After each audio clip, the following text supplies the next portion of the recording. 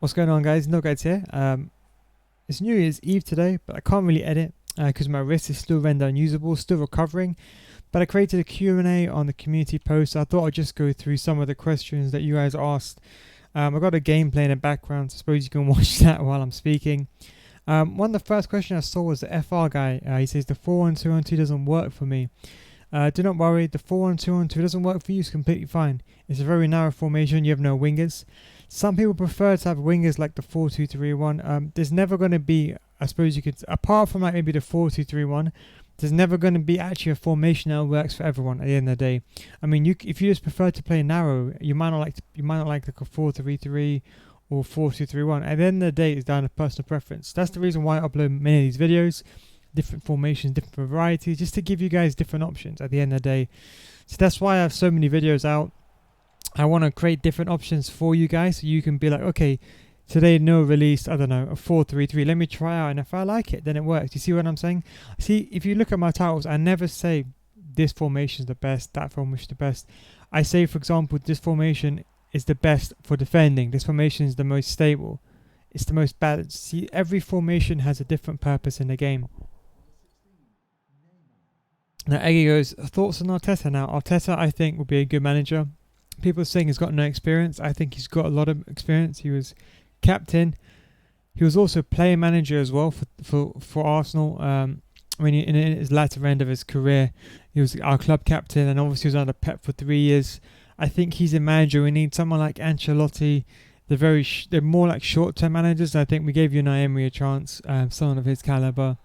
So I think Arteta's a good option. At the end of the day, as an Arsenal fan, I'd rather lose playing the beautiful game or good football rather than win and lose playing bad football. It's just kind of personal preference. Under Unai Emery, forget winning, we just lost playing bad football, so it's the worst. So yeah, I support Arsenal anyway. Probably answers number 7 gamers question. How long have I been playing FIFA 2K? DJ said that since 98, I would say. More consistently, I kind of played PES ISS Pro.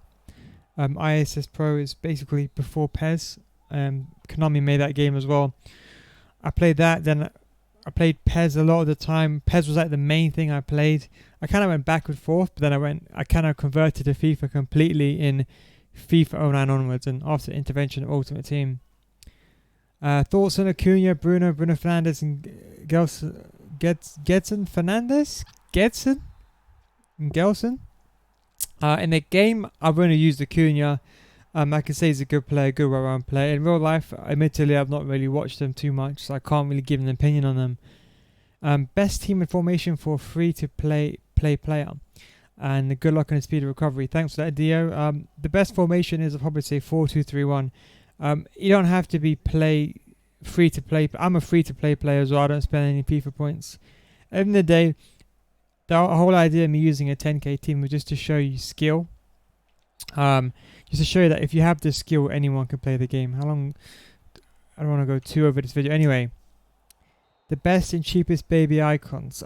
Cheapest, I would say someone like Nedved, 400k, 5-star weak foot, very good agility, very good balance, very good finishing. Even middle Nedved is a very good card. Base cards, Henrik Larsson, actually not that bad. Luca, I think Nedved is a really good player. I think Baby Petit, if you move him to centre mid, there's actually quite a lot of baby icons. It depends what position, but I would say Nedved is probably one of the best baby icons you can buy. And probably Rio Ferdinand as well. Do you think having chemistry in game making options to choose? Vicky said, do you think having chemistry in game making options to choose different players limited? I don't know what that means, but I'm presuming you mean if you have different chemistry in game, does it if you change formation in the game, does it affect the chemistry? No, it doesn't.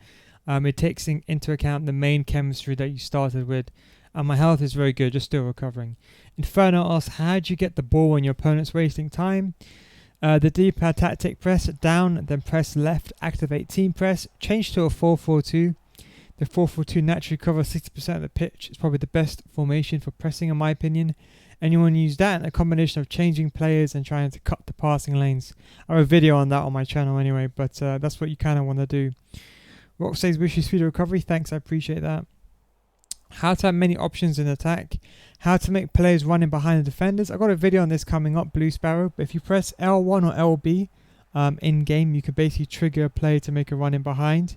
So like for example, in this clip or in this game, should I say, you're going to see a lot of instances where I press L1 or I press LB and I try to push a player in behind.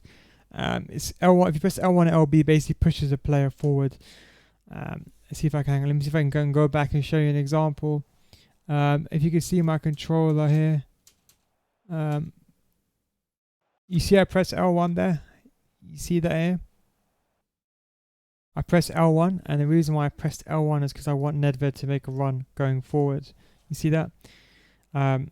See here? There I pressed L1, I wanted Nedved to make a run forward. It's kind of hard to show you this on a fly. But yeah, if you press L1, the players make runs are behind. So that's the way I do it. So normally, for example, in this situation, you do a 1-2. But I actually press L1 to trigger the player to make a run, if that makes sense. So for example here, as you can see, I pressed L1 on my controller. Watch my controller. See, I pressed L1. I wanted Neymar to make that run forward. So just focus on Neymar. You see Neymar on the right-hand side of the screen? You see Neymar? Just where his player is. He's in a cam position next to where my opponent. See, I press L1 on my controller. You see that? I'll do it one. I'll show you one last time. L1 on my controller. Watch Neymar. See, he makes a run in behind. That's how you trigger a player to make a run in behind, in case you're wondering.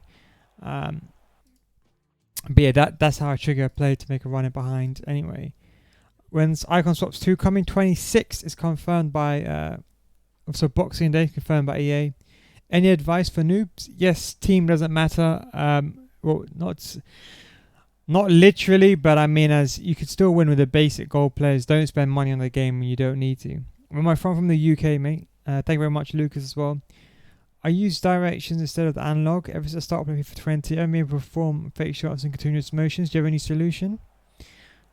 I would change winner to the analog stick. I used to play D-pad as well, back in old school PES. But ever since PES 4 came out, or PES 5, I changed to the analog stick. I think. I don't remember the exact time, because I think PES 5 when dribbling was really, really good.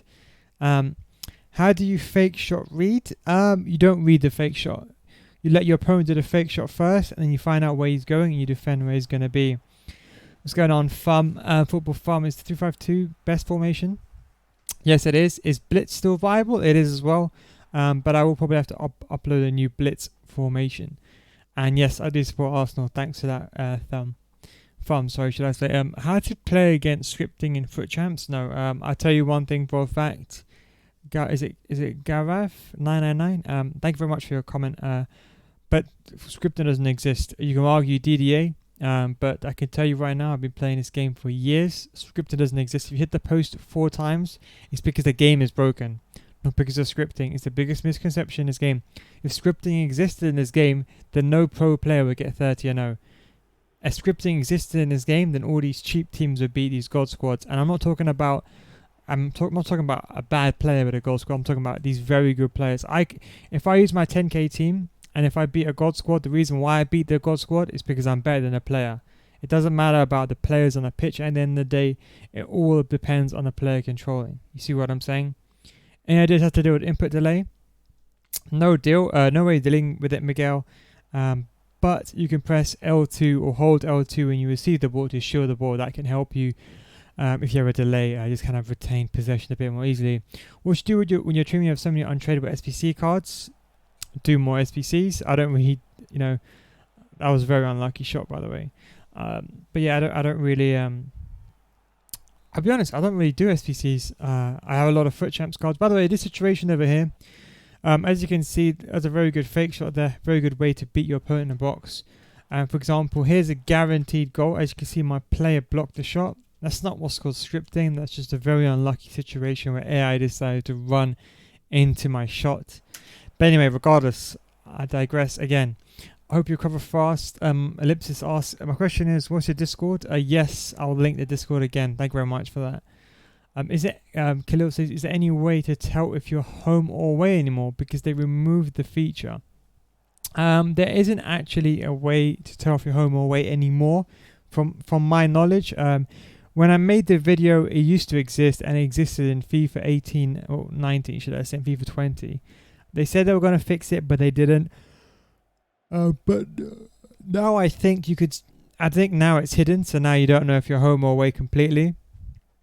So yeah, you don't know if you're home or away now. So there's actually no way of telling. I don't think there is anyway. Maybe there is a way, but in all honesty, I've not really come across it. I don't really play home and away games. You can argue a home game gives you a better connection, but I would say it's just better you just get used to not playing home games, should I say. How to control the ball? Every time I make a heavy pass, the ball bounces and I lose possession. Depuna asked that. To control the ball, I use left stick dribbling. As you can see, I've got Neymar now. I'm dribbling. I use left stick dribbling when I get the ball, when I receive the ball, and then I don't make a pass. So as you can see, look, in this situation, instead of making a first time pass to Neymar, I control the ball first, let the ball be under my control, as you can see there, and then make a pass. You see that? I don't make a pass, for example. I could have made a pass here, for example, but no, I control it properly, make sure I'm facing the player, and then I make the pass. That's the first thing. So whenever you make a pass, obviously face the player and obviously add the right amount of power. That's what's very important. Every time I make a heavy pass, my ball bounces. Well, if you make a heavy pass, like a driven pass, it's going to happen regardless. The ball is going to bounce away. By the way, is that not a penalty? Let me see that. Oh, I got the ball somehow. I think from behind. But like, for example, here, if you see, for example, in this instance, instead of making a first time pass, I control the ball first. I do lose the ball in this instance. But you should always control the ball before you make a pass. Try to make a habit of doing so. Okay, so for example here, see, I control the ball, then make a pass. See, in this example, I could have done a first time pass to Neymar, but instead of making a first time pass, I control the ball first and then I make a pass. You see that? So the key is controlling the ball first. That's the main thing, and obviously the angle at which you pass to at the end of the day. How to bottle a game when you're winning. How not to bottle a game when you're winning 2 or 3 goals. Don't go defensive. Maybe change to a defensive formation. Maybe have your players on comeback on offense. But the biggest mistake you can make when you play a game is that if you go into a defensive mindset. If you think, let me hold out the game. Remember, the best form of defense is attack. There's no point wasting time. If you do want to waste time in your opponent's half. That way, if you lose the ball, you don't lose the ball in your own half. And more importantly, I think the most pressing issue is, you don't go over defensive. If you give your opponent the ball, he's going to score, if that makes sense. You sound like, and that's composure at the end of the day. You sound like you're from London. Yes, I am. That is correct. What's the surgery for? It's on my wrist, my friend. It was on my wrist. I think that's. And let me give you an example. That's not, just because you guys are here, a sneak peek. You ask why I use fullbacks in defense. In this situation, there is no centre back in the game that can recover the situation when Martial's running in front. No, King's running in front. But because I got Kyle Walker, I can recover. Do you see that? There's no other centre back in the game that can recover that fast. But you see, that's why I use fullbacks in centre back. Just a brief example of why I use it. Final question about Isbin. It says, get well soon. Have a great Christmas. And I agree. Thank you very much for that. As I said, hope you all have a Merry Christmas and Happy Holidays if you're not celebrating anyway.